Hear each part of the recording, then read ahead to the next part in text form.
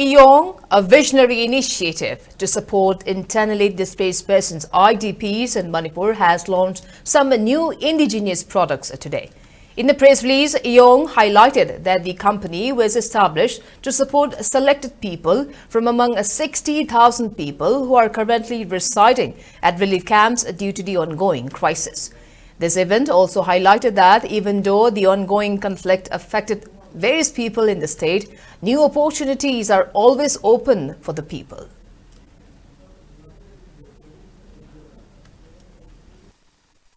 Apoina focus to jina authentic oiba Manipur gi handloom handicraft artisans sing promote tawna wa haidana aro apoina target to ju national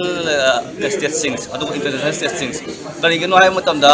apoi Manipur ri wala gadi mamanu kitang tang yo yon mada kay po to mi to sitte ito international market yaur gadi po to tang yo gado dum chitle adu artisans sing je kai talent yam lai to kumaina promote to gadi hay bodo adu Manipur da economy ju phata bani na economy ji kitang improve tawna wa haidana kana sinja bani